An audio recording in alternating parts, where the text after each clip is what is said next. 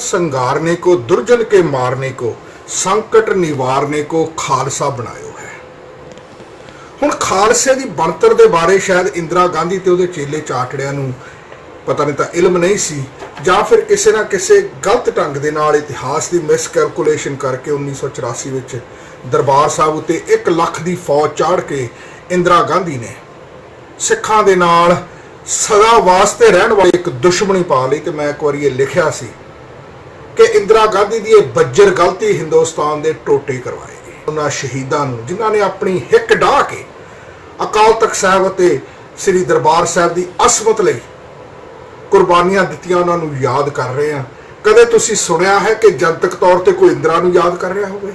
यह हो नहीं सकता, क्योंकि लोग सितमगर नूं याद नहीं करते, लोग धर्मी लोगों नूं याद करते हैं। TV 84 का मैं बहुत बहुत धन्यवाद करदा अते सारे ही दर्शक जिहड़े TV 84 नूं इस वक्त वेख रहे हैं, आपो अपने शहरों में वड्डे वड्डे जिहड़े विशाल शहीदी समागम हो रहे हैं उन्हां विच शामिल होवो। असीं दुनिया के लोगों नूं दसना है कि इन्हां शहीदों के पाए हुए पूरनिਆਂ उत्ते ਚੱਲਣ ਲਈ अज भी दुनिया का खालसा तत्पर है। वाहिगुरू जी का खालसा, वाहिगुरू जी की फतेह।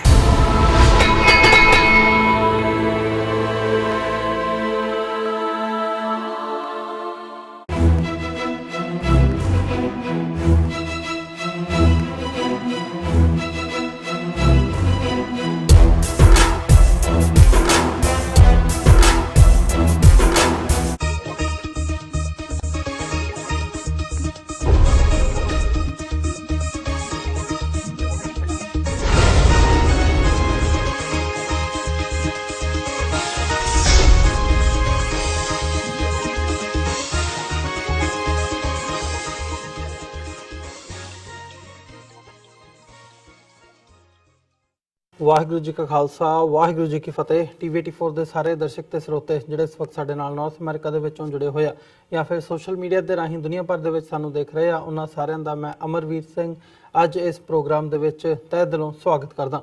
ਵਿਊਅਰਸ, ਅਸੀਂ ਜਦੋਂ ਦੇਖਦੇ ਹਾਂ ਕਿ ਪਿਛਲੇ ਸਾਲਾਂ ਦੇ ਵਿੱਚ ਜਿਹੜੀਆਂ ਗੁਰੂ ਗ੍ਰੰਥ ਸਾਹਿਬ ਦੀ ਬੇਅਦਬੀ ਦੀਆਂ ਘਟਨਾਵਾਂ ਹੋਈਆਂ ਨੇ, ਇਹਦੀ ਜਿਹੜੀ ਜਾਂਚ ਹੈ ਉਹ ਕਿਤੇ ਕਿਸੇ ਕੰਡੇ ਨਹੀਂ ਸੀ ਲੱਗ ਰਹੀ। ਈਵਨ ਜਦੋਂ ਖਬਰਾਂ ਆਈਆਂ ਪਹਿਲੀਆਂ ਕਈ ਥਾਈਂ ਹੋਇਆ ਕਿ ਇਨਵੈਸਟੀਗੇਸ਼ਨ ਦੇ ਵਿੱਚ ਜਦੋਂ SIT ਸਪੈਸ਼ਲ ਇਨਵੈਸਟੀਗੇਸ਼ਨ ਟੀਮ ਦਾ ਗਠਨ ਹੋਇਆ ਤਾਂ ਜਿਹੜੀਆਂ ਤਾਰਾਂ ਨੇ ਇਹਦੀਆਂ ਡੇਰਾ ਸਿਰਸਾ ਦੇ ਨਾਲ ਜਾ ਕੇ ਜੁੜਦੀਆਂ ਨਜ਼ਰ ਆਈਆਂ, ਪਰ ਕਿਤੇ ਨਾ ਕਿਤੇ ਜਿਹੜੀ ਜਾਂਚ ਹੈ ਉਹ ਦਬਵੇਂ ਲੈਵਲ ਦੇ ਉੱਤੇ ਦਬਵੀਂ ਸੁਰ ਦੇ ਵਿੱਚ ਉਹਨਾਂ ਨੂੰ ਉੱਪਰ ਥੱਲੇ ਜਾਂ ਖੁਰਦ-ਬੁਰਦ ਕਰਨ ਦੀ ਜਿਹੜੀ ਲਾਈਨ ਹੈ ਪ੍ਰਸ਼ਾਸਨ ਵੱਲੋਂ ਉਹ ਦੇਖੀ ਜਾਂਦੀ ਰਹੀ ਹੈ। 2014-15 ਤੋਂ ਲੈ ਕੇ ਹੁਣ ਤੱਕ ਦਾ ਜਿਹੜਾ ਸਮਾਂ ਹੈ ਇਹ ਇਨਸਾਫ ਉਡੀਕਦਿਆਂ ਲੰਘ ਗਿਆ ਤੇ ਇਹਦੇ ਇਸ ਮਾਮਲੇ ਦੇ ਵਿੱਚ ਜਦੋਂ ਜਿਹੜੇ ਕੇਸ ਫਾਈਲ ਹੋਏ ਜਾਂ ਇਨਵੈਸਟੀਗੇਸ਼ਨ ਹੋਈ ਉਹਦੇ 'ਚ ਜਿਹੜੇ ਮੇਨ ਅਕਿਊਜ਼ਡ ਜਿਹੜੇ ਮੇਨ ਉਹਦੇ 'ਚ ਆਰੋਪੀ ਨਾਮਜ਼ਦ ਕੀਤੇ ਗਏ ਉਹਨਾਂ ਦੇ ਵਿੱਚੋਂ ਇੱਕ ਜਿਹੜੇ ਡੇਰਾ ਸਿਰਸਾ ਮੁਖੀ ਦੇ ਕਰੀਬੀ ਇੱਕ ਹੈਗੇ ਆ, ਉਹਨਾਂ ਦੇ ਡੇਰਾ ਸਿਰਸਾ ਦੇ ਜਿਹੜੇ ਮੇਨ ਮੈਂਬਰਸ ਨੇ, ਅਹੁਦੇਦਾਰ ਨੇ, ਉਹਨਾਂ ਦੇ ਵਿੱਚੋਂ ਇੱਕ ਮਹਿੰਦਰਪਾਲ ਬਿੱਟੂ, ਉਹਨਾਂ ਦਾ ਨਾਭੇ ਦੀ ਜੇਲ੍ਹ ਦੇ ਵਿੱਚ 2 ਸਿੰਘਾਂ ਵੱਲੋਂ ਕਤਲ ਕਰ ਦਿੱਤਾ ਗਿਆ, ਉਹਨਾਂ ਨੂੰ ਮੌਤ ਦੇ ਘਾਟ ਉਤਾਰ ਦਿੱਤਾ ਗਿਆ। ਜਦੋਂ ਅਸੀਂ ਇਸ ਸਾਰੀ ਖਬਰ ਬਾਰੇ ਦੇਖਦੇ ਹਾਂ ਇਹਦੇ ਤੇ ਵੱਖੋ ਵੱਖਰੇ ਰਿਐਕਸ਼ਨਸ ਦੇਖਣ ਨੂੰ ਮਿਲਿਆ। ਸੋ ਅਸੀਂ ਸਿੱਖ ਪਰਸਪੈਕਟਿਵ ਤੋਂ ਅੱਜ ਜਿੱਥੇ ਗੱਲ ਕਰਾਂਗੇ ਇਸ ਬਾਬਤ, ਜਦੋਂ ਅਸੀਂ ਪੁਰਾਤਨ ਸਮੇਂ ਨਾਲ ਵੀ ਜੋੜ ਕੇ ਦੇਖਦੇ ਹਾਂ ਕਿ ਕਿਵੇਂ ਗੁਰੂ ਗ੍ਰੰਥ ਸਾਹਿਬ ਦੀ ਬੇਹਰਮਤੀ ਦੇ ਖਿਲਾਫ ਜਾਂ ਸਿੱਖੀ ਸਿਧਾਂਤਾਂ ਦੇ ਉੱਤੇ ਜਦੋਂ ਵਾਰ ਕੀਤਾ ਜਾਂਦਾ ਤਾਂ ਸਿੱਖ ਕੌਮ ਦੇ ਜਿਹੜੇ ਨੌਜਵਾਨ ਨੇ ਉਹਨਾਂ ਵੱਲੋਂ ਕਿਵੇਂ ਰਿਟੈਲੀਏਟ ਕੀਤਾ ਜਾਂਦਾ, ਇਹ ਵੀ ਉਸੇ ਤਰ੍ਹਾਂ ਦਾ ਹੀ ਇੱਕ ਜਵਾਬ ਇਸ ਵਕਤ ਦੇਖਿਆ ਜਾ ਸਕਦਾ ਹੈ ਜਾਂ ਇਹਨੂੰ ਕਿਹਾ ਜਾ ਸਕਦਾ। ਸੋ ਇਹਦੀ ਅਹਿਮੀਅਤ ਕੀ ਹੈ ਤੇ ਇਹਦੇ ਇਸ ਵਕਤ ਜਿਹੜੇ ਜਿਵੇਂ ਉੱਥੇ ਸਾਰੀ ਜਿਹੜੀ ਪੋਲਿਟਿਕਸ ਚੱਲ ਰਹੀ ਹੈ ਇਸ ਖਬਰ ਜਾਂ ਇਸ ਘਟਨਾਕ੍ਰਮ ਤੋਂ ਬਾਅਦ ਉਹਨਾਂ ਦੀ ਮਹਿੰਦਰਪਾਲ ਬਿੱਟੂ ਦੀ ਜਿਹੜੀ ਕ੍ਰਿਮੇਸ਼ਨ ਸੀ ਉਹਨਾਂ ਦੇ ਸੰਸਕਾਰ ਨੂੰ ਲੈ ਕੇ ਤੇ ਫਿਰ ਉਹ ਤੋਂ ਬਾਅਦ ਜਿਹੜੀਆਂ ਡਿਮਾਂਡਸ ਉੱਠੀਆਂ ਕਿ ਸਾਰੇ ਜਿਹੜੇ ਕੇਸ ਹੈਗੇ ਨੇ ਉਹ ਖਤਮ ਕੀਤੇ ਜਾਣ, ਡੇਰਾ ਸਿਰਸਾ ਦੇ ਖਿਲਾਫ ਜਿਹੜੇ ਉਹਨਾਂ ਦੇ ਖਿਲਾਫ ਜਾਂਦੇ ਆ ਸਾਰੇ ਗੁਰੂ ਗ੍ਰੰਥ ਸਾਹਿਬ ਦੀ ਮਾਮਲੇ ਦੇ ਵਿੱਚ। ਸੋ ਇਸ ਬਾਬਤ ਅੱਜ ਅਸੀਂ ਗੱਲਬਾਤ ਕਰਾਂਗੇ। ਟੋਰਾਂਟੋ ਤੋਂ ਮੀਡੀਆ ਪਰਸਨੈਲਿਟੀ ਸਰਦਾਰ ਸੁਖਦੇਵ ਸਿੰਘ ਗਿੱਲ ਸਾਡੇ ਨਾਲ ਫੋਨ ਲਾਈਨ ਤੇ ਬਣੇ ਨੇ। ਆਓ ਅੱਜ ਦੀ ਵਿਚਾਰ ਚਰਚਾ ਦੀ ਸ਼ੁਰੂਆਤ ਕਰਦੇ ਹਾਂ। ਹਾਂਜੀ ਸੁਖਦੇਵ ਸਿੰਘ ਜੀ, ਤੁਹਾਡਾ ਸਵਾਗਤ ਹੈ ਜੀ। ਵਾਹਿਗੁਰੂ ਜੀ ਕਾ ਖਾਲਸਾ, ਵਾਹਿਗੁਰੂ ਜੀ ਕੀ ਫਤਿਹ। ਹਾਂਜੀ ਅਮਰਦੀਪ ਸਿੰਘ ਜੀ ਅਤੇ ਇਸ ਸਮੇਂ ਜਿੰਨੇ ਵੀ TV 84 ਦੇ ਦਰਸ਼ਕ ਨੇ ਉਹਨਾਂ ਸਭ ਨੂੰ ਵਾਹਿਗੁਰੂ ਜੀ ਕਾ ਖਾਲਸਾ, ਵਾਹਿਗੁਰੂ ਜੀ ਕੀ ਫਤਿਹ ਜੀ। ਸੁਖਦੇਵ ਸਿੰਘ ਜੀ, ਸ਼ੁਰੂਆਤ ਕਰੀਏ ਕਿਵੇਂ ਐਨਾਲਾਈਜ਼ ਕਿਵੇਂ ਕਰਦੇ ਹੋ ਇਸ ਸਾਰੇ ਪਾਰਟ ਨੂੰ, ਜਿਹੜਾ ਇਹ ਘਟਨਾਕ੍ਰਮ ਸਾਰਾ ਵਾਪਰਿਆ ਹੈ? ਕੀ ਕਹਿਣਾ ਚਾਹੋਗੇ, ਕਿਵੇਂ ਦੇਖਦੇ ਹੋ ਇਸ ਨੂੰ? ਦੇਖੋ, ਗੁਰੂ ਗ੍ਰੰਥ ਸਾਹਿਬ ਸਿੱਖਾਂ ਦੇ ਜਿਹੜੇ ਫਾਊਂਡਰ ਗੁਰੂ ਨਾਨਕ ਪਾਤਸ਼ਾਹ ਤੋਂ ਲੈ ਕੇ ਜਦੋਂ ਦੇਖਦੇ ਹਾਂ ਕਿ ਇਹਦੇ ਵਿੱਚ 6 ਗੁਰੂ ਸਾਹਿਬਾਨ ਤੇ 30 ਭਗਤਾਂ ਦੀ ਬਾਣੀ ਆ ਤੇ 700 ਸਾਲ ਦਾ 600-700 ਸਾਲ ਦਾ ਜਿਹੜਾ ਉਹ ਇਤਿਹਾਸ ਹੈ, ਜੋ ਸਾਡਾ ਇੱਕ ਸਿਧਾਂਤ ਹੈ। ਗੁਰੂ ਗ੍ਰੰਥ ਸਾਹਿਬ ਜੀ ਨੂੰ ਗੁਰੂ ਮੰਨਣਾ, ਬਾਣੀ ਗੁਰੂ ਹੈ, ਬਾਣੀ ਵਿੱਚ ਬਾਣੀ ਅੰਮ੍ਰਿਤ ਸਾਰੇ ਅਸੀਂ ਰੋਜ਼ ਪੜ੍ਹਦੇ ਵੀ ਹਾਂ ਕਿ ਆਗਿਆ ਪਈ ਅਕਾਲ ਕੀ ਸਭੇ ਚਲਾਇਓ ਪੰਥ ਸਭ ਸਿੱਖਣ ਕੋ ਹੁਕਮ ਹੈ ਗੁਰੂ ਮਾਨੋ ਗ੍ਰੰਥ ਜੀ। ਗੁਰੂ ਗ੍ਰੰਥ ਸਾਹਿਬ ਜੀ ਸਾਡੇ ਪ੍ਰਤੱਖ ਰੂਪ ਵਿੱਚ ਸ਼ਬਦ ਗੁਰੂ ਹਨ। ਸਾਨੂੰ ਉੱਥੋਂ ਸੇਧ ਮਿਲਦੀ ਆ। ਕਿਸੇ ਬੰਦੇ ਨੂੰ, ਕਿਸੇ ਵਿਅਕਤੀ ਨੂੰ ਕੋਈ ਹੱਕ ਨਹੀਂ ਕਿ ਉਹ ਸਾਡੇ ਇਸ਼ਟ ਸਾਡੇ ਗੁਰੂ ਗ੍ਰੰਥ ਸਾਹਿਬ ਦੀ ਬੇਅਦਬੀ ਕਰੇ। ਤੇ ਇਸ ਬੇਅਦਬੀ ਦੇ ਜਿਹੜੇ ਮੁੱਖ ਦੋਸ਼ੀਆਂ ਚੋਂ ਇੱਕ ਦੋਸ਼ੀ ਜਿਸ ਦਾ ਨਾਮ ਬਿੱਟੂ ਤੇ ਉਹ ਬਿੱਟੂ ਆ ਜਿਹੜਾ ਸੌਦੇ ਸਾਹਿਬ ਦੀ 45 ਮੈਂਬਰੀ ਕਮੇਟੀ ਦਾ ਇੱਕ ਮੈਂਬਰ ਆ ਜੀ। ਇਸ ਕੇਸ ਦੇ ਵਿੱਚ ਇਹ ਸੀਗਾ ਜੇਲ੍ਹ ਵਿੱਚ ਤੇ ਇਸ ਨੂੰ ਜੇਲ੍ਹ ਵਿੱਚ ਸਿੱਖੀ ਰਵਾਇਤਾਂ ਅਨੁਸਾਰ ਸੋਧਾ ਲਾ ਦਿੱਤਾ ਗਿਆ। ਭਾਈ ਗੁਰਸੇਵਕ ਸਿੰਘ ਤੇ ਮਨਿੰਦਰ ਸਿੰਘ ਵੱਲੋਂ ਹਮਲਾ ਕੀਤਾ ਗਿਆ, ਸੋਧਾ ਲਾਇਆ ਗਿਆ। ਜੇ ਆਪਾਂ ਇਨਸਾਫ ਦੀ ਗੱਲ ਕਰੀਏ ਤੇ ਸਿੱਖਾਂ ਨੂੰ ਕਦੀ ਵੀ ਕੋਈ ਇਨਸਾਫ ਮਿਲਣ ਦੀ ਆਸ ਉਸ ਭਾਰਤ ਸਰਕਾਰ ਦੀ ਅਦਾਲਤ ਤੋਂ, ਉੱਥੇ ਦੇ ਸਿਸਟਮ ਤੋਂ, ਉੱਥੇ ਦੇ ਪੁਲਿਸ ਡਿਪਾਰਟਮੈਂਟ ਤੋਂ, ਉੱਥੇ ਦੀ ਸਰਕਾਰਾਂ ਤੋਂ, ਉਹ ਸਰਕਾਰਾਂ ਕਾਂਗਰਸ ਦੀ ਹੋਵੇ, ਬੀਜੇਪੀ ਅਕਾਲੀਆਂ ਦੀ ਹੋਵੇ, ਜਿਹੜੇ ਕੰਮ ਹੀ ਸਿੱਖਾਂ ਦੇ ਉਲਟ ਕਰਦੇ ਨੇ, ਸਿੱਖੀ ਦੀ ਉਲਟ ਕਰਦੇ ਨੇ। ਸੋ ਸਿੱਖਾਂ ਕੋਲ ਉਹਨਾਂ ਨੂੰ ਇੱਕ ਮੌਕਾ ਮਿਲਿਆ ਜਦੋਂ ਜਿੱਦੇ ਸੁੱਖੀ ਦੀ ਗੱਲ ਕਰਦੇ ਆ, ਜਾਂ ਅਸੀਂ ਸੁੱਖਾ ਸਿੰਘ ਮਹਿਤਾਬ ਸਿੰਘ ਦੀ ਗੱਲ ਕਰਦੇ ਆ, ਜਾਂ ਅਸੀਂ ਭਾਈ ਜਨ ਸਿੰਘ ਤੇ ਸਤਵੰਤ ਸਿੰਘ ਦੀ ਗੱਲ ਕਰਦੇ ਆ, ਜਿਨ੍ਹਾਂ ਨੇ ਉਹ ਲੋਕ ਇੰਦਰਾ ਗਾਂਧੀ, ਮਸਤਾ ਰੰਗੜ ਜਾਂ ਫਿਰ ਜਨ ਬੈਦਿਆ, ਜਿਨ੍ਹਾਂ ਨੇ ਬਹੁਤ ਵੱਡਾ ਕ੍ਰਾਈਮ ਕੀਤਾ ਸੀ ਅਗੇਂਸਟ ਹਿਊਮੈਨਿਟੀ, ਜਿਨ੍ਹਾਂ ਨੇ ਕਿਸੇ ਧਰਮ ਦੇ ਖਿਲਾਫ, ਜਿਨ੍ਹਾਂ ਨੇ ਕਿਸੇ ਇਸ ਦੇ ਖਿਲਾਫ ਕੰਮ ਕੀਤੇ, ਉਹਨਾਂ ਨੂੰ ਸੋਧਾ ਲਾਉਣਾ ਆਪਾਂ ਯਾਦ ਕਰਦੇ ਹਾਂ। ਆਪਾਂ ਉਹਨਾਂ ਨੂੰ ਆਪਣੀ ਅਰਦਾਸ ਵਿੱਚ ਵੀ ਯਾਦ ਕਰ, ਜਿਨ੍ਹਾਂ ਸਿੰਘਾਂ ਸਿੰਘੀਆਂ ਕਰਦੇ ਸੀ ਉੱਤੇ ਬੰਦ ਠੀਕ ਹੈ। ਸਿੰਘ ਆਪਣੇ ਕਿਸੇ ਕੇਸ ਵਿੱਚ ਉੱਥੇ ਜੇਲ੍ਹ ਦੇ ਵਿੱਚ ਸਜ਼ਾ ਭੁਗਤ ਰਹੇ ਸੀ, ਪਰ ਇਹਨਾਂ ਨੇ ਜਿਹੜਾ ਫਰਜ਼ ਨਿਭਾਇਆ, ਇਹਨਾਂ ਨੇ ਸਲੂਟ ਆ। ਬੇਸ਼ੱਕ ਆਪਾਂ ਕਿਸੇ ਬਾਲਸ ਦੀ ਗੱਲ ਨਹੀਂ ਕਰਦੇ, ਪਰ ਸਿੱਖਾਂ ਕੋਈ ਚੁਆਇਸ ਨਹੀਂ। ਹੁਣ ਜਦੋਂ ਇਹ ਮਹਿੰਦਰਪਾਲ ਬਿੱਟੂ ਦੀ ਗੱਲ ਕਰੀਏ, ਜਦੋਂ ਇਹ ਤੋਂ ਬਾਅਦ ਜੋ ਘਟਨਾਵਾਂ ਹੋ ਰਹੀਆਂ, ਏਜੰਸੀਆਂ, ਸਰਕਾਰਾਂ ਕਿਸ ਤਰ੍ਹਾਂ ਹਰਕਤ ਵਿੱਚ ਆਉਂਦੀਆਂ ਨੇ, ਇੱਕ ਬਹੁਤ ਵੱਡਾ ਹੀਰੋ ਬਣਾ ਕੇ ਪੇਸ਼ ਕਰਨਾ ਕਿ ਇਹ ਅਸੀਂ ਸੰਸਕਾਰ ਨਹੀਂ ਕਰਾਂਗੇ ਜਦ ਤੱਕ ਤੁਸੀਂ ਸਾਨੂੰ ਇਨਸਾਫ ਨਹੀਂ ਦਿੰਦੇ, ਜਦ ਤੱਕ ਸਾਰੇ ਕੇਸ ਰੱਦ ਨਹੀਂ ਕਰ ਦਿੱਤੇ ਜਾਂਦੇ। ਸੋ ਇਹ ਸਾਰਾ ਕੁਝ ਵੱਡੇ ਵੱਡੇ ਇਕੱਠ ਹੋਣੇ, ਇਕੱਠ ਹੋਣ ਲੈਣ ਦੇਣਾ, ਜਦੋਂ ਫਿਰ ਮੰਨ ਵੀ ਜਾਣਾ ਕਿ ਹਾਂ ਇਹਦਾ ਅਸੀਂ ਜਿਹੜਾ ਸੰਸਕਾਰ ਕਰ ਜਾ ਰਹੇ ਹਾਂ ਤੇ ਸਰਕਾਰ ਉਹਦਾ ਹੋ ਵੀ ਗਿਆ।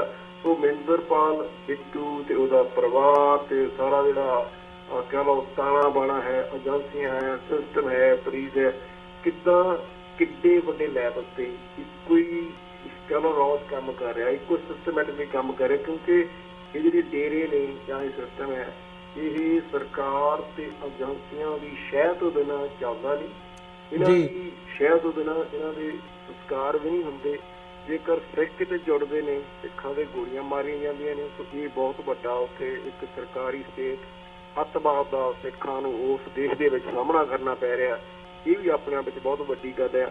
ਹੁਣ ਜੇਕਰ ਸੌਦੇ ਸਾਹਿਬ ਦੀ ਗੱਲ ਕਰ ਲਈਏ ਤੇ ਸੌਦੇ ਸਾਹਿਬ ਨੂੰ ਆਪਾਂ ਜ਼ਮਾਨਤ ਮਿਲਣ ਦੀ ਗੱਲ ਵੀ ਕਰਦੇ ਹਾਂ। ਉਸ ਤੋਂ ਬਾਅਦ ਹੁਣ ਮੁੱਖ ਮੰਤਰੀ ਨੇ ਬਰਗਾੜੀ ਕਾਂਡ ਦੇ ਦੋਸ਼ੀ ਡੇਰਾ ਪ੍ਰੇਮੀ ਦੀ ਹੱਤਿਆ ਦੀ ਜਾਂਚ ਜਿਹੜੀ ਇੱਕ ਸਿੱਟ ਦਾ ਗਠਨ ਕਰ ਦਿੱਤਾ। ਸੋ ਇਹ ਜਿਹੜੇ ਇਸ਼ੂ ਨੇ ਸਿੱਖਾਂ ਵਾਸਤੇ ਵੀ ਬੜੇ ਸੀਰੀਅਸ ਨੇ। ਪਰ ਅਫਸੋਸ ਨਾਲ ਕਹਿਣਾ ਪੈਂਦਾ ਕਿ ਇਹ ਜਿਹੜੇ ਇਸ ਸਮੇਂ ਤੇਰੇ ਚੀਫ ਮਿਨਿਸਟਰ ਨੇ ਜਾਂ ਜਿਹੜੀ ਵਿਰੋਧੀ ਪਾਰਟੀ ਆ, ਜਿਹੜੇ ਆਪਣੇ ਅਕਾਲੀ ਨੇ ਜਾਂ ਹੋਰ ਪਾਰਟੀਆਂ ਨੇ, ਪੋਲੀਟੀਕਲ ਪਾਰਟੀਆਂ, ਇਹ ਸਿਰਫ ਤੇ ਸਿਰਫ ਇਹ ਦੇਖਦੀਆਂ ਕਿ ਸਾਡਾ ਜਿਹੜੀਆਂ ਆਉਣ ਵਾਲੇ ਸਮੇਂ 'ਚ ਵੋਟਾਂ ਨੇ, ਵੋਟਰ ਦਾ ਅਧਿਕਾਰ ਕਿੱਧਰ ਨੂੰ ਹੁੰਦਾ ਜਾਂ ਫਿਰ ਲੋਕੀ ਕਿਸ ਤਰ੍ਹਾਂ ਸੋਚਦੇ ਨੇ। ਸਭ ਤੋਂ ਵੱਡੀ ਗੱਲ ਇਹ ਹੈ ਕਿ ਇਹ ਸਦਾ ਹੀ ਇਹ ਗੱਲ ਬਣੀ ਰਹਿੰਦੀ ਹੈ ਕਿ ਜੰਗ ਹਿੰਦ ਪੰਜਾਬ ਵਾਲਾ ਗੁਰੂ ਗ੍ਰੰਥ ਸਾਹਿਬ ਦੀ ਬੇਅਦਬੀ ਹੋਣੀ ਤੇ ਗੁਰੂ ਗ੍ਰੰਥ ਸਾਹਿਬ ਦੀ ਬੇਅਦਬੀ ਤੋਂ ਬਾਅਦ ਤੇ ਉਸ ਤੋਂ ਜਿਹੜਾ ਆਪਣਾ ਬਰਗਾੜੀ ਦਾ ਮੋਰਚਾ ਲੱਗਦਾ, ਬਰਗਾੜੀ ਦੇ ਮੋਰਚੇ ਲੱਗਣ ਦਾ ਕਾਰਨ ਵੀ ਸੀ ਗੁਰੂ ਗ੍ਰੰਥ ਸਾਹਿਬ ਦੀ ਜਿਹੜੀ ਬੇਅਦਬੀ ਸੀ। ਤੇ ਜਿਹੜੇ ਸਿੱਖ ਉਸ ਸਮੇਂ ਗੁਰੂ ਗ੍ਰੰਥ ਸਾਹਿਬ ਦੀ ਬੇਅਦਬੀ ਕਰਨ ਵਾਲੇ ਲੋਕਾਂ ਤੋਂ ਜਾਂ ਉਹਨਾਂ ਦੀ ਉਸ ਸਮੇਂ ਪੁਲਿਸ ਤੋਂ ਮੰਗ ਕਰ ਰਹੇ ਸੀ ਕਿ ਇਹਨਾਂ ਨੂੰ ਫੜਿਆ ਜਾਵੇ ਸ਼ਾਂਤਮਈ ਢੰਗ ਨਾਲ। ਉਹਨਾਂ ਸਿੰਘਾਂ ਤੇ ਜੀ। ਗੋਲੀਆਂ ਚਲਾ ਕੇ ਸਿੰਘਾਂ ਨੂੰ ਮਾਰ ਦੇਣਾ, ਉਹਨਾਂ ਨੂੰ ਅਜੇ ਤੱਕ ਕੋਈ ਕੈਦ, ਕੋਈ ਸਜ਼ਾ ਨਹੀਂ ਹੋਈ। ਸੋ ਸਿੱਖਾਂ ਕੋਲ ਐਟ ਦਾ ਐਂਡ ਤਰੀਕਾ ਹੀ ਰਹਿ ਜਾਂਦਾ, ਜੇਕਰ ਇਹ ਜੇਲ੍ਹ 'ਚ ਵੀ ਜਾਂਦੇ ਨੇ ਤੇ ਕਿਤੇ ਨਾ ਕਿਤੇ ਜਾ ਕੇ ਸਜ਼ਾ ਤਾਂ ਉਹ ਕਹਿ ਲਓ ਵੀ ਜਿਹੜੀ ਕੋਈ ਰੱਬ ਦਾ ਵੀ ਕਾਨੂੰਨ ਆ, ਕੋਈ ਇਨਸਾਨੀਅਤ ਵੀ ਹੋਣੀ ਚਾਹੀਦੀ ਹੈ, ਕੋਈ ਸਿਸਟਮ ਵੀ ਹੈ ਜਿੱਥੇ ਨਾ ਕਿਤੇ ਜਾ ਕੇ ਸਜ਼ਾ ਤਾਂ ਮਿਲਦੀ ਹੈ।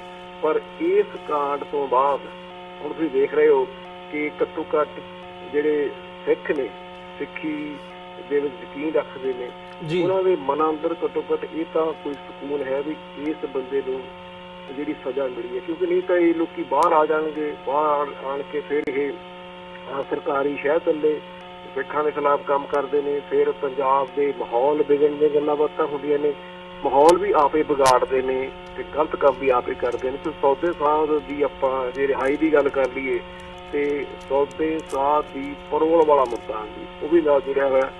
ਜਿਹੜਾ ਬੰਦਾ ਸਾਧਵੀਆਂ ਦੇ ਬਲਾਤਕਾਰ ਅਤੇ ਪੱਤਰਕਾਰ ਦੇ ਕਤਲ ਦੇ ਦੋਸ਼ ਦੇ ਤਹਿਤ ਅਜੇ ਕੁਝ ਜਿਹੜੇ ਇਹਦੇ ਕਹਿ ਲਓ ਵੀ ਜਿਹੜੇ ਇਹਨੇ ਕਤਲ ਕੀਤੇ ਤੇ ਬਲਾਤਕਾਰ ਦੇ, ਬਾਕੀ ਬਹੁਤ ਸਾਰੇ ਹੋਰ ਕੇਸ ਹੋਣਗੇ ਅਜੇ ਉਹਨਾਂ ਅੰਦਰ ਨਹੀਂ। ਇਹ 2 ਸਾਲ ਤੋਂ ਬਾਅਦ ਪਰੋਲ ਤੇ ਆਉਣ ਲਈ ਕਿਸ ਤਰ੍ਹਾਂ ਪੱਬਾ ਭਾਰ ਹੋਇਆ ਫਿਰਦਾ। ਸਰਕਾਰ ਇਸ ਨੂੰ ਕਿਉਂ ਬਾਹਰ ਲੈ ਕੇ ਆਉਣਾ ਚਾਹੁੰਦੀ ਹੈ, ਜਿਹੜੀ ਉੱਥੇ ਦੀ ਪੁਲਿਸ ਪ੍ਰਸ਼ਾਸਨ ਆ ਉਹ ਇਸ ਨੂੰ ਕਿਉਂ ਬਾਹਰ ਕੱਢਣਾ ਚਾਹੁੰਦਾ? ਕਿਉਂਕਿ ਗੱਲ at the and political system ਤੇ ਜਾਂਦੀ ਆ। ਜਿਸ ਦੇਸ਼ ਦੇ ਪਾਰਲੀਮੈਂਟ ਦੇ ਵਿੱਚ 43% ਮੈਂਬਰ ਪਾਰਲੀਮੈਂਟ ਕ੍ਰਿਮੀਨਲ ਹੋਣ, ਕ੍ਰਿਮੀਨਲ ਰੈਕਡ ਵਾਲੇ ਹੋਣ, ਉੱਥੇ ਸੌਦਾ ਸਾਧ ਹੋਏ, ਆਸਾਰਾਮ ਹੋਏ ਜਾਂ ਹੋਰ ਕੋਈ ਹੋਏ, ਉੱਥੇ ਤੋਂ ਬੜਾ ਫਰਕ ਨਹੀਂ ਪੈਂਦਾ। ਕਿਉਂਕਿ ਉਹਨਾਂ ਨੇ ਤਾਂ ਜਿੰਨੇ ਵੱਡੇ ਕ੍ਰਿਮੀਨਲ ਲੋਕੀ ਨੇ ਉਹਨਾਂ ਨੂੰ ਬਾਹਰ ਲਿਆ ਕੇ ਜਿਹੜੀਆਂ ਪੋਲੀਟੀਕਲ ਪਾਰਟੀਆਂ ਨੇ, RSS ਹੈ, BJP ਆ, ਇਹਨਾਂ ਨੇ ਆਪਣੇ ਲਈ ਕੰਮ ਕਰਾਉਣੇ ਨੇ ਤੇ ਆਪਣੇ ਕੰਮਾਂ ਲਈ ਇਹਨਾਂ ਨੂੰ ਵਰਤਿਆ ਜਾਵੇਗਾ। ਇਹਨਾਂ ਨੂੰ ਸਿੱਖਾਂ ਦੇ ਖਿਲਾਫ ਵਰਤਿਆ ਜਾਵੇਗਾ, ਸਿੱਖੀ ਦੇ ਖਿਲਾਫ ਵਰਤਿਆ ਜਾਵੇਗਾ। ਹੁਣ ਕਿਸ ਤਰ੍ਹਾਂ ਇਸ ਬਿੱਟੂ ਦੇ ਸੰਸਕਾਰ ਦੇ ਮੌਕੇ ਕਿੱਡਾ ਬੜਾ ਇਕੱਠ ਹੋਇਆ ਤੇ ਇਸ ਇਕੱਠ ਨੂੰ ਕਰਨ ਵਾਲੇ ਕੌਣ ਸਨ, ਫੁੱਲਾਂ ਦੀ ਵਰਖਾ ਕੀਤੀ ਜਾਏ। ਤੁਸੀਂ ਦੇਖ ਸਕਦੇ ਹੋ ਤਸਵੀਰ ਆਉਂਦੇ ਰਹੇ ਜੀ। ਮੇਰੇ ਕਹਿਣ ਦਾ ਭਾਵ ਇਹ ਵੀ ਹੈ ਕਿ ਇਹ ਪੰਜਾਬ ਦਾ ਖਾਸ ਕਰਕੇ ਸਿੱਖਾਂ ਦੇ ਖਿਲਾਫ ਜਿਹੜਾ ਇੱਕ ਹੋਰ ਵੱਡੇ ਜੰਗ ਦਾ ਮਾਹੌਲ ਤਿਆਰ ਕੀਤਾ ਜਾ ਰਿਹਾ ਕਿ ਸਿੱਖਾਂ ਨੂੰ ਸਾਰੇ ਪਾਸੇ ਤੋਂ ਘੇਰਾ ਪਾ ਕੇ ਸਿੱਖਾਂ ਦੇ ਖਿਲਾਫ ਕੋਈ ਨਾ ਕੋਈ ਕਾਰਵਾਈ ਚੱਲਦੇ ਰਹੇ ਹਨ। ਨਹੀਂ, ਤੁਸੀਂ ਖਾਸ ਤੌਰ ਤੇ ਜਿਹੜੀ ਇਹ ਕੈਪਟਨ ਅਮਰਿੰਦਰ ਸਿੰਘ ਦਾ ਮੂਵ ਹੈ, ਇਕੱਠ ਹੋ ਲੈਣ ਦੇਣ ਦੀ ਤੁਸੀਂ ਗੱਲ ਕੀਤੀ ਹੈ ਵੀ ਇਕੱਠ ਉੱਥੇ ਹੋ ਲੈਣ ਦਿੱਤਾ ਗਿਆ, ਉਹਦੀ ਇਜਾਜ਼ਤ ਦਿੱਤੀ ਗਈ, ਜਦ ਕਿ ਜਦੋਂ ਅਸੀਂ ਦੂਜੇ ਪਾਸੇ ਦੇਖਦੇ ਹਾਂ ਕੋਈ ਸਿੱਖਾਂ ਦਾ ਮਾਮਲਾ ਆਉਂਦਾ ਤੇ ਉੱਥੇ ਨਾਲ ਦੀ ਨਾਲ ਪਾਬੰਦੀ ਲਗਾ ਦਿੱਤੀ ਜਾਂਦੀ ਹੈ, ਧਾਰਾਵਾਂ ਆਇਦ ਕਰ ਦਿੱਤੀਆਂ ਜਾਂਦੀਆਂ ਨੇ ਤੇ ਫਿਰ ਜੇ ਇਕੱਠ ਹੋਵੇ ਤੇ ਫਿਰ ਉਹਨਾਂ ਦੇ ਉੱਤੇ ਸੈਡੀਸ਼ਨ ਦੇ, ਦੇਸ਼ ਧਰੋਹ ਦੇ ਵੀ ਜਿਹੜੇ ਚਾਰजेस ਨੇ ਉਹ ਪਾਏ ਜਾਂਦੇ ਨੇ। ਉੱਦਾਂ ਦਾ ਵਰਤਾਰਾ ਇੱਧਰ ਨਹੀਂ ਦੇਖਣ ਨੂੰ ਮਿਲਿਆ ਤੇ ਨਾਲ ਉੱਪਰੋਂ ਦੀ ਜਿਹੜੀ ਇਹ ਇਨਵੈਸਟੀਗੇਸ਼ਨ SIT ਦਾ ਗਠਨ ਕੀਤਾ ਗਿਆ, ਇਹਨੂੰ ਤੁਸੀਂ ਕਿਵੇਂ ਦੇਖਦੇ ਹੋ ਕਿ ਇਹ ਹੈ ਵੀ ਉਧਰਲੇ ਪਾਸੇ ਜਾਂ ਡੇਰਾ ਸਿਰਸਾ ਦੀ ਜਿਹੜੀ ਵੋਟ ਬੈਂਕ ਹੈਗੀ ਹੈ ਉਹਨੂੰ ਇੰਪੋਰਟੈਂਸ ਦੇਣ ਦੇ ਲਈ, ਅਹਿਮੀਅਤ ਦੇਣ ਦੇ ਲਈ ਇਹ ਇੱਕ ਚੁੱਕਿਆ ਗਿਆ ਕਦਮ ਹੈ ਕਿ ਪੰਜਾਬ ਦੀ ਜਿਹੜੀ ਪੰਜਾਬ ਦੀ ਇੱਕ ਹਾਰਮਨੀ ਬਣੀ ਹੋਈ ਹੈ ਉਹਨੂੰ ਵਿਗਾੜਨ ਦੇ ਲਈ ਇਹ ਇੱਕ ਕਿਵੇਂ ਦੇਖਦੇ ਹੋ ਇਹਨੂੰ? ਨਹੀਂ, ਜਿਹੜੇ ਤਾਂ ਪੋਲੀਟੀਸ਼ੀਅਨ ਨੇ, ਲੀਡਰ ਨੇ, ਉਹਨਾਂ ਵਾਸਤੇ ਕੋਈ ਫਰਕ ਨਹੀਂ ਪੈਂਦਾ ਵੀ 100 ਬੰਦਾ 50 ਬੰਦਾ ਉਹਨਾਂ ਦੀ ਖਾਤਰ ਵੋਟਾਂ ਜੇ ਉਹ ਜਿੱਤਦੇ ਨੇ ਮਰ ਜਾਂਦਾ ਜਾਂ ਕੋਈ ਕਿਸੇ ਕਾਰਨ ਕਰਕੇ ਉਹਨਾਂ ਦਾ ਨੁਕਸਾਨ ਹੁੰਦਾ।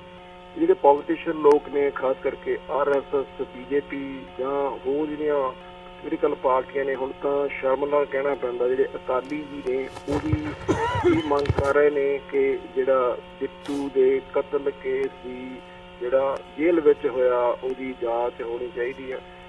ਇੱਕ ਸਿੱਖ ਗੁਰੂ ਗ੍ਰੰਥ ਸਾਹਿਬ ਜੀ ਦੀ ਬੇਅਦਬੀ ਦੇ ਕਾਂਡ ਵਿੱਚ ਜਿਹੜੇ ਦੋਸ਼ੀ ਸਨ ਉਹਨਾਂ ਨੂੰ ਫੜਨ ਵਾਸਤੇ ਸੀ, ਉਹਦਾ ਹਜੇ ਕੰਮ ਪੂਰਾ ਹੋਇਆ ਨਹੀਂ। ਇੱਕ ਅੱਧਾ ਬੰਦਾ ਫੜਿਆ ਗਿਆ, ਬਿੱਟੂ ਦਾ ਕਤਲ ਹੋ ਜਾਂਦਾ, ਉਹ ਵੀ ਜੇਲ੍ਹ 'ਚ ਹੁੰਦਾ। ਦੂਜੇ ਪਾਸੇ ਇੱਕ ਸਿੱਟ ਹੁਣ ਇਹਦੀ ਪੜਤਾਲ ਵਾਸਤੇ ਤਿਆਰ ਕਰਦੇ ਨੇ ਤਾਂ ਕਿ ਡੇਰਾਵਾਦ ਨੂੰ ਹੋਰ ਖੁਸ਼ ਕਰਨ ਵਾਸਤੇ, ਕਿਉਂਕਿ ਜਿਹੜੇ ਜਿੰਨਾ ਵੱਡਾ ਕ੍ਰਿਮੀਨਲ ਹੋਏਗਾ, ਜਿੱਡਾ ਬੜਾ ਲੁੱਚਾ ਹੋਏਗਾ, ਜਿੰਨਾ ਲੁੱਚਾ ਉਨਾ ਸਿਸਟਮ ਉੱਥੇ ਲੋਕਤੰਤਰੀ ਢੰਗ ਨਾਲ ਜਿਵੇਂ ਸਾਧ ਵੀ ਪ੍ਰਗਿਆ ਹੈ। ਹੋਰ ਇੰਨੇ ਸਾਰੇ ਕਹਿ ਲਓ ਕੋਈ 235-40 ਮੈਂਬਰ ਪਾਰਲੀਮੈਂਟ ਜਿਹੜੇ ਇਸ ਸਮੇਂ ਸਭ ਤੋਂ ਵੱਡੇ ਦੁਨੀਆ ਦੇ ਲੋਕਤੰਤਰ ਦੇਸ਼ ਦੇ ਵਿੱਚ ਕ੍ਰਿਮੀਨਲ ਬੈਠੇ ਨੇ, ਉਹਨਾਂ ਕ੍ਰਿਮੀਨਲ ਲੋਕਾਂ ਦੇ ਕੋਲੋਂ ਕੀ ਆਸ ਰੱਖੀ ਜਾ ਸਕਦੀ ਹੈ ਕਿ ਉਹ ਸਿਸਟਮ ਨੂੰ ਸਹੀ ਕਰ ਲੈਣਗੇ, ਕਿਉਂਕਿ ਇਹ ਜਿਹੜੀ ਸਿੱਟ ਇਸ ਸਮੇਂ ਬਿੱਟੂ ਦੇ ਕਤਲ ਕੇਸ ਦੀ ਪੜਤਾਲ ਤੇ ਉਹਦੇ ਕੇਸ ਵਾਪਸ ਲੈ ਕੇ ਇਹ ਜਾਨੀ ਇੱਕ ਕਿਸਮ ਦਾ ਬਰਾਬਰੀ ਕੰਮ ਕਰਨਾ ਚਾਹੁੰਦੇ ਨੇ। ਜੇ ਗੁਰੂ ਗ੍ਰੰਥ ਸਾਹਿਬ ਦੀ ਬੇਅਦਬੀ ਤੇ ਡੇਰੇ ਦੇ ਕਿਸੇ ਕਹਿ ਲਓ ਗੁੰਡੇ ਬੰਦੇ ਦੀ ਜਿਹੜਾ ਕੋਈ ਕਤਲ ਹੋ ਜਾਣਾ, ਤੇ ਦੂਜੇ ਪਾਸੇ ਤੁਸੀਂ ਦੇਖਿਆ ਕਿ ਕਿਸ ਤਰ੍ਹਾਂ ਸੌਦਾ ਸਾਹਿਬ ਜੇਲ੍ਹ ਵਿੱਚੋਂ ਜਾਂ ਏਜੰਸੀਆਂ ਜਾਂ ਹਰਿਆਣੇ ਦੀ ਸਰਕਾਰ BJP ਵਾਲੇ ਉਹਨੂੰ ਜੇਲ੍ਹ ਵਿੱਚ ਬਾਹਰ ਕੱਢ ਕੇ ਵੋਟਾਂ ਦੀ ਖਾਤਰ ਬਾਹਰ ਲੈ ਕੇ ਆ ਰਹੇ ਨੇ। ਸਾਰੇ ਇਸ਼ੂ ਜੀ ਬਿਲਕੁਲ ਰਲਵੇਂ ਮਿਲਵੇਂ, ਪਰ ਸਿੱਖ ਪੰਥ ਨੂੰ ਮੇਰੇ ਖਿਆਲ ਹੋਰ ਸੀਰੀਅਸਲੀ ਸੋਚਣ ਦੀ ਲੋੜ ਹੈ। ਔਰ ਤੁਸੀਂ ਦੇਖਿਆ ਹੋਣਾ ਕਿ ਜਿਹੜੇ ਲੋਕ ਜਿਨ੍ਹਾਂ ਨੇ ਜਿਹੜੇ ਪੁਲਿਸ ਅਫਸਰ ਨੇ ਸਿੱਖਾਂ ਦੇ ਕਹਿ ਲਓ ਵੀ ਝੂਠੇ ਬਹੁਤ ਜਿਹੜੇ ਮੁਕਾਬਲੇ ਬਣਾਏ, ਉਹਨਾਂ ਪੁਲਿਸ ਅਫਸਰ ਨੂੰ ਰਿਹਾ ਕੀਤਾ ਜਾ ਰਿਹਾ। ਸੋ ਇਹ ਸਾਰੀਆਂ ਘਟਨਾਵਾਂ ਇੱਧਰ ਉੱਧਰ ਕਿਤੇ ਨਾ ਕਿਤੇ ਮਿਲਦੀਆਂ ਨੇ। ਇਹਨਾਂ ਘਟਨਾਵਾਂ ਤੇ ਚੱਲਦਿਆਂ ਹੋਇਆ ਜਿਹੜਾ ਭਗਵਾਂ ਕਰ ਰਿਹਾ RSS ਵਾਲਾ ਏਜੰਡਾ ਆ, ਉਹ ਜਿੱਥੋਂ ਵੀ ਉਹਨੂੰ ਫਾਇਦਾ ਹੁੰਦਾ ਉਹ ਉਸ ਦਾ ਫਾਇਦਾ ਲੈਂਦਾ। ਹਾਂਜੀ ਜੀ, ਇਹਦੇ ਵਿੱਚ ਜਿਵੇਂ ਤੁਸੀਂ ਜ਼ਿਕਰ ਕੀਤਾ ਵੀ ਡੇਰਾ ਸਿਰਸਾ ਮੁਖੀ ਨੂੰ ਜਿਹੜੀ ਪੈਰੋਲ ਦੇਣ ਦੀ ਗੱਲ ਹੈ ਉਹਦੀ ਸਿਫਾਰਿਸ਼ ਕੀਤੀ ਗਈ ਹੈ ਲੋਕਲ ਜੇਲ੍ਹ ਐਡਮਿਨਿਸਟ੍ਰੇਸ਼ਨ ਤੇ ਅਦਰਵਾਈਜ਼ ਕਿ ਚੰਗੇ ਬਿਹੇਵੀਅਰ ਦੇ ਕਰਕੇ ਡੇਰਾ ਸਿਰਸਾ ਮੁਖੀ ਨੂੰ ਜਿਹੜੀ ਹੈ ਉਹ ਪੈਰੋਲ ਦਿੱਤੀ ਜਾਵੇ। ਉਹਨਾਂ ਨੇ 4 ਦਿਨ ਪਹਿਲਾਂ ਉਹ ਕੀਤਾ ਸੀ ਜੀ, ਮੈਨੂੰ ਪੈਰੋਲ ਦਿੱਤੀ ਜਾਵੇ, ਅਰਜ਼ੀ ਪਾਈ ਸੀ ਤੇ ਹੁਣ ਸਿਫਾਰਿਸ਼ ਕਰ ਦਿੱਤੀ ਗਈ ਹੈ। ਤੇ ਕੀ ਇਹ ਸਮਝਿਆ ਜਾ ਸਕਦਾ ਵੀ ਆਉਣ ਵਾਲੇ ਦਿਨਾਂ ਦੇ ਵਿੱਚ ਪੈਰੋਲ ਦੇ ਵੀ ਦਿੱਤੀ ਜਾਵੇ? ਤੇ ਫਿਰ ਉਹਦਾ ਜਦੋਂ ਅਸੀਂ ਕੰਪੈਰੀਜ਼ਨ ਬੰਦੀ ਸਿੰਘਾਂ ਦੇ ਨਾਲ ਕਰਦੇ ਹਾਂ ਜਾਂ ਸਿੱਖਾਂ ਦੇ ਕੇਸਾਂ ਦੇ ਨਾਲ ਕਰਦੇ ਹਾਂ ਤੇ ਬੜਾ ਹੀ ਇੱਕ ਡਿਫਰੈਂਸ ਜਿਹੜਾ ਹੈ ਉਹ ਨਜ਼ਰ ਆਉਂਦਾ, ਜਿਸ ਹਿਸਾਬ ਦੇ ਨਾਲ ਐਡਮਿਨਿਸਟ੍ਰੇਸ਼ਨ ਦੇ ਵੱਲੋਂ ਇਹਨਾਂ ਕੇਸਾਂ ਦੇ ਨਾਲ ਡੀਲ ਕੀਤਾ ਜਾਂਦਾ। ਹਾਂਜੀ, ਗੱਲ ਤਾਂ ਮੈਂ ਜਿਵੇਂ ਤੁਹਾਡੇ ਨਾਲ ਪਹਿਲਾਂ ਕੀਤੀ ਹੈ ਕਿ ਇਹ ਜਿਹੜਾ ਸਾਰਾ ਸਿਸਟਮ ਹੈ ਨਾ, ਇਹ ਪੋਲੀਟੀਕਲੀ ਮੋਟੀਵੇਟਡ ਆ। ਜਿਹਨੂੰ ਚਾਹਣ ਉਹਨੂੰ ਪੈਰੋਲ ਦੇ ਸਕਦੇ ਆ, ਜਿਹਨੂੰ ਨਹੀਂ ਚਾਹਣ ਉਹਨੂੰ ਪੈਰੋਲ ਨਹੀਂ ਮਿਲਣੀ। ਸਾਡੀ ਪ੍ਰਗਿਆ ਦੀ ਆਪਾਂ ਗੱਲ ਕੀਤੀ ਆ, ਹੋਰ ਬਹੁਤ ਸਾਰੇ ਕੇਸ ਨੇ ਜਿਨ੍ਹਾਂ ਦੇ ਵਿੱਚ ਮੈਂ ਪਿਛਲੇ ਦਿਨੀ ਇੱਕ ਕਤਲ ਕੇਸ ਦੇ ਵਿੱਚ ਖਾਸ ਕਰਕੇ ਜਿਹੜੇ ਝੂਠੇ ਪੁਲਿਸ ਮੁਕਾਬਲਿਆਂ ਵਾਲਾ ਸੀ, ਉਸ ਕੇਸ ਦੇ ਵਿੱਚ ਪੁਲਿਸ ਅਫਸਰ ਜਿਹੜੇ ਜੇਲ੍ਹ ਵਿੱਚ ਸਨ ਉਹ ਵੀ ਬਾਹਰ ਆ ਗਏ, ਤੇ ਹੋਰ ਬਹੁਤ ਸਾਰੇ ਮੁੱਦੇ ਨੇ। ਕਿਉਂਕਿ ਜਦੋਂ ਸਿੱਖਾਂ ਦਾ ਮੁੱਦਾ ਚੱਲਦਾ, ਜਦੋਂ ਸਿੱਖਾਂ ਦਾ ਇਸ਼ੂ ਆਉਂਦਾ, ਸਿੱਖਾਂ ਦੀ ਕੋਈ ਪੋਲੀਟੀਕਲ ਪਾਰਟੀ ਜਿਹੜੇ ਕਹਿਣ ਨੂੰ ਦੇਖਣ ਨੂੰ ਸਿੱਖ ਲੱਗਦੇ ਨੇ, ਮਾੜੇ ਮੋਟੇ ਵੀ ਸਿੱਖ ਨੇ, ਉਹਨਾਂ ਅੰਦਰ ਸਿੱਖੀ ਲਈ ਨਾ ਸਿੱਖਾਂ ਵਾਸਤੇ ਕੋਈ ਰਹਿਮ ਆ ਤੇ ਨਾ ਹੀ ਦਿੱਲੀ ਦੀ ਸਰਕਾਰ ਦੇ ਕੋਲ, ਕਿਉਂਕਿ ਉਹ ਤਾਂ ਕੰਮ ਹੀ ਸਿੱਖਾਂ ਦੇ ਉਲਟ ਕਰਦੇ ਨੇ। ਸੋ ਇਸ ਕਰਕੇ ਇਹ ਜਿਹੜਾ ਇਸ਼ੂ ਆ, ਸਿੱਖ ਤਾਂ ਜੇਲ੍ਹਾਂ ਵਿੱਚੋਂ ਚਾਹੁੰਦੇ ਨੇ ਕਿ ਸੜ ਕੇ ਉਮਰ ਕੈਦ ਕੱਟ ਕੇ ਮਰ ਜਾਣ। ਤੇ ਐਡਾ ਬੜਾ ਬਲਾਤਕਾਰੀ ਜਿਹਦੇ ਤੇ ਸਿਰਫ 2-3 ਕੇਸ ਵਿੱਚ ਹੀ ਉਹਨੂੰ ਸਜ਼ਾ ਹੋਈ ਹੈ, ਹੋਰ ਅਨੇਕਾਂ ਦਰਜਨਾਂ ਕੇਸ ਨੇ। ਗੁਰੂ ਗ੍ਰੰਥ ਸਾਹਿਬ ਦੀ ਬੇਅਦਬੀ ਵਾਲਾ ਮੁੱਦਾ ਵੀ ਇੱਧਰ ਨੂੰ ਜਾਂਦਾ, ਕਿਉਂਕਿ ਇਹਦੀ ਛਤਰ ਛਾਇਆ ਥੱਲੇ ਹੁੰਦਾ। ਉਹ ਸਾਰੇ ਕੇਸਾਂ ਦੇ ਵਿੱਚ ਇਹੋ ਜਿਹੇ ਬੰਦੇ ਕਦੀ ਵੀ ਬਾਹਰ ਨਹੀਂ ਆਉਣੇ ਚਾਹੀਦੇ, ਪਰ ਜਿਹੜੇ ਅੰਦਰ ਹੋਣੇ ਚਾਹੀਦੇ ਨੇ ਉਹ ਬਾਹਰ ਫਿਰਦੇ ਨੇ, ਜਿਹੜੇ ਬਾਹਰ ਹੋਣੇ ਚਾਹੀਦੇ ਨੇ ਉਹ ਅੰਦਰ ਆ। ਕੋਈ ਫਰਕ ਇੰਨਾ ਹੀ ਹੈ ਜੀ। ਤੇ ਇਸ ਦੇ ਵਿੱਚ ਜਿੱਥੇ ਇਹ ਸਾਰਾ ਇੱਕ ਪਾਸੇ ਸੀ, ਜੇ ਇਹਨੂੰ ਪ੍ਰੋਪੇਗੈਂਡਾ ਕਿਹਾ ਜਾਵੇ, ਜਿਹੜਾ ਇਹ ਪ੍ਰੋਪੇਗੈਂਡਾ ਵਾਰਫੇਅਰ ਚੱਲ ਰਹੀ ਹੈ ਪੰਜਾਬ ਦੇ ਵਿੱਚ ਵੀ ਤੇ ਅਦਰਵਾਈਜ਼ ਵੀ ਅਸੀਂ ਦੇਖਦੇ ਹਾਂ ਸਿੱਖਾਂ ਦੇ ਖਿਲਾਫ, ਜਦੋਂ ਅਸੀਂ ਦੇਖਦੇ ਹਾਂ ਤੇ ਇਹਨੂੰ ਜਦੋਂ ਅਸੀਂ ਸਾਡੇ ਨੈਰੇਟਿਵ ਤੋਂ ਸਾਡੇ ਲੋਕਾਂ ਤੱਕ ਪਹੁੰਚਾਉਂਦੇ ਹਾਂ ਤਾਂ ਉਹਨਾਂ ਨੂੰ ਇਸ ਐਗਜ਼ਾਮਪਲ ਦੇ ਵਿੱਚੋਂ, ਜੇ ਉਦਾਹਰਣ ਦੇ ਤੌਰ ਤੇ ਇਸ ਕੇਸ ਨੂੰ ਦੇਖਣਾ ਹੋਵੇ ਜਿਹਦੇ ਬਾਰੇ ਅਸੀਂ ਅੱਜ ਵੱਖ-ਵੱਖ ਪਹਿਲੂਆਂ ਤੋਂ ਵਿਚਾਰ ਚਰਚਾ ਕੀਤੀ ਆ, ਕੀ ਮੈਸੇਜ ਦੇਣਾ ਚਾਹੋਗੇ ਜਾਂ ਕੀ ਕਹਿਣਾ ਚਾਹੋਗੇ ਸਾਡੇ ਨੈਰੇਟਿਵ ਤੋਂ? ਇਹਦੀ ਜਿਹੜੀ ਇੰਪੋਰਟੈਂਸ ਹੈ ਸਾਨੂੰ ਸਮਝਣ ਦੇ ਲਈ, ਸਾਡੇ ਲੋਕਾਂ ਨੂੰ, ਕੌਮ ਨੂੰ ਸਮਝਣ ਦੇ ਲਈ ਕਿ ਇਹ ਹੋ ਕੀ ਰਿਹਾ ਤੇ ਹੋ ਕਿਉਂ ਰਿਹਾ ਤੇ ਅਸੀਂ ਇਹਨੂੰ ਦਰੁਸਤ ਕਰਨ ਦੇ ਲਈ ਕੀ ਕਰ ਸਕਦੇ ਹਾਂ? ਮੇਰੇ ਖਿਆਲ ਸਭ ਤੋਂ ਵੱਡੀ ਗੱਲ ਇਹ ਕਿ ਜਿਹੜੀ ਸਾਡੀ ਲੀਡਰਸ਼ਿਪ ਹੈ, ਹਰ ਇੱਕ ਸਿੱਖ ਨੂੰ ਗੁਰੂ ਗ੍ਰੰਥ ਤੇ ਗੁਰੂ ਪੰਥ ਨੂੰ ਸਮਰਪਿਤ ਹੋ ਕੇ ਤੁਰਨਾ ਪਊਗਾ। ਲੀਡਰਸ਼ਿਪ ਸਮੇਂ ਦੇ ਹਾਲ ਦੀ ਹੋਣੀ ਚਾਹੀਦੀ ਆ, ਤਾਂ ਕਿ ਇੱਕ ਨੀਤੀਬੱਧ ਢੰਗ ਦੇ ਨਾਲ ਕੌਮ ਤੇ ਕੌਮ ਦੇ ਕੋਲ ਜਿਹੜੀ ਗੁਲਾਮੀ ਸਾਡੇ ਗੱਲ ਪਈ ਹੋਈ ਆ, ਇਹਨੂੰ ਲਾਉਣ ਵਾਸਤੇ, ਆਪਣੇ ਘਰ ਦੀ ਪ੍ਰਾਪਤੀ ਵਾਸਤੇ ਸਿੱਖਾਂ ਨੂੰ ਉੱਦਮ ਕਰਨੇ ਚਾਹੀਦੇ ਨੇ।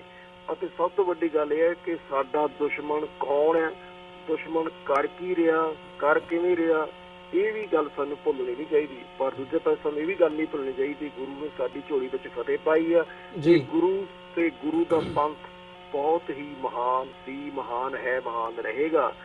ਤੇ ਜਿਹੜਾ ਦੁਸ਼ਮਣ ਅੱਜ ਇਹਦੇ ਕੋਲ ਤਾਕਤ ਹੈ, ਇਸ ਤੋਂ ਹੋਰ ਵੱਡਾ ਤਾਕਤਵਰ ਕਿੰਨਾ ਕੁ ਹੋ ਸਕਦਾ। ਸਾਨੂੰ ਇਸ ਗੱਲ ਦਾ ਵੀ ਭੁਲੇਖਾ ਨਹੀਂ ਹੋਣਾ ਚਾਹੀਦਾ ਕਿ ਇਹ ਜੰਗ ਵੀ ਸਿੱਖਾਂ ਨੇ ਇੱਕ ਨਾ ਇੱਕ ਦਿਨ ਜਿੱਤਣੀ ਆ। ਬੇਸ਼ੱਕ ਜਿੰਨੇ ਮਰਜ਼ੀ ਘਟੀਆ ਲੈਵਲ ਦੇ ਇਹ ਹੱਥ ਕੰਡੇ ਵਰਤਦੇ ਰਹਿਣ। ਏਅਰ ਇੰਡੀਆ ਦੀ ਆਪਾਂ ਗੱਲ ਕਰ ਸਕਦੇ ਹਾਂ। ਪਿਛਲੇ ਦਿਨ ਏਅਰ ਇੰਡੀਆ ਦੀ ਜਿਹੜੀ ਕੱਲ੍ਹ ਲੰਘ ਕੇ ਗਿਆ 23 ਜੂਨ 1985, 34 ਸਾਲ ਹੋ ਗਏ। 22 ਜੂਨ ਵਾਲੇ ਦਿਨ ਸਿੱਖਾਂ ਨੇ ਵੀ ਰਲ ਕੇ ਕੈਂਡਲ ਲਾਈਟ ਵਿਜਿਟ ਕੀਤਾ ਤੇ ਮੰਗ ਕੀਤੀ ਜਾ ਰਹੀ ਹੈ ਕਿ ਇਹਦੀ ਜਿਹੜੀ ਵੱਡੇ ਲੈਵਲ ਤੇ ਇਨਕੁਆਇਰੀ ਹੋਣੀ ਚਾਹੀਦੀ ਆ, ਕਿਉਂਕਿ ਅਸੀਂ ਵਿਕਟਮ ਨਹੀਂ ਆ, ਅਸੀਂ ਦੋਹਰੇ ਵਿਕਟਮ ਆ।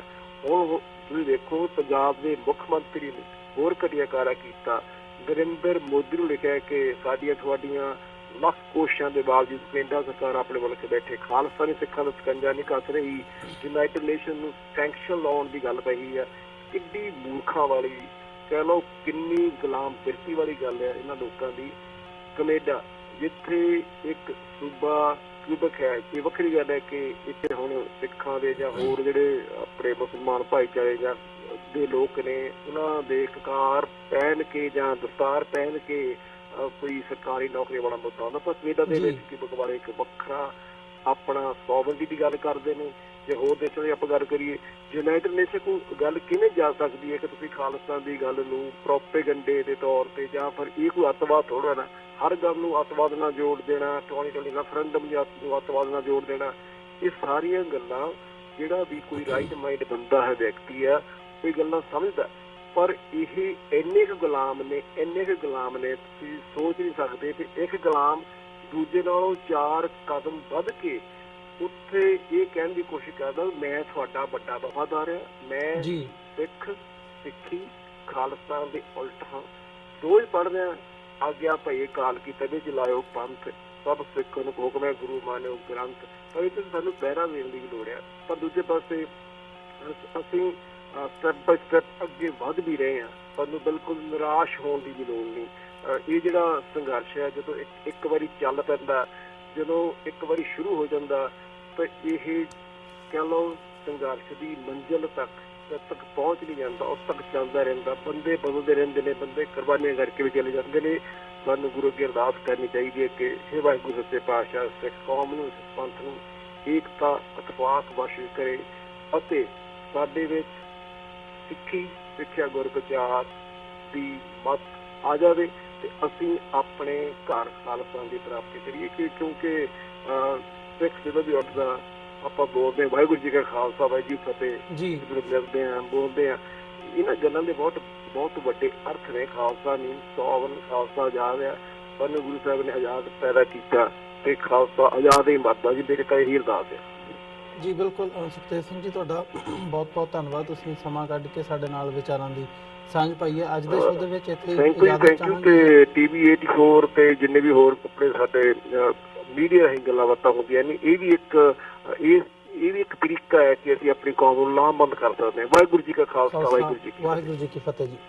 ਵਿਊਅਰਜ਼, ਉਮੀਦ ਕਰਦੇ ਅੱਜ ਦੀ ਸਾਡੀ ਇਹ ਗੱਲਬਾਤ ਤੁਹਾਨੂੰ ਜ਼ਰੂਰ ਪਸੰਦ ਆਈ ਹੋਵੇਗੀ। ਸੋ ਜਾਂਦੇ ਜਾਂਦੇ ਤੁਹਾਡੇ ਚਰਨਾਂ ਦੇ ਵਿੱਚ ਬੇਨਤੀ ਵੀ ਕਰਦੇ ਹਾਂ, ਇਸ ਪਲੇਟਫਾਰਮ ਨੂੰ TV 84 ਨੂੰ ਅੱਗੇ ਵਧਾਉਣ ਦੇ ਲਈ ਸਾਨੂੰ ਤੁਹਾਡੀ ਸਹਾਇਤਾ ਦੀ ਲੋੜ ਹੈ। TV 84 ਨੂੰ ਡੋਨੇਟ ਕਰਨ ਦੇ ਲਈ ਤੁਸੀਂ ਸਾਡੀ ਵੈਬਸਾਈਟ www.tv84.tv ਤੇ ਜਾ ਕੇ ਸਾਨੂੰ ਡੋਨੇਟ ਕਰ ਸਕਦੇ ਹੋ ਤੇ ਮੰਥਲੀ ਡੋਨੇਸ਼ਨਸ ਦੇ ਲਈ ਪਲੇਜ ਕਰ ਸਕਦੇ ਹੋ।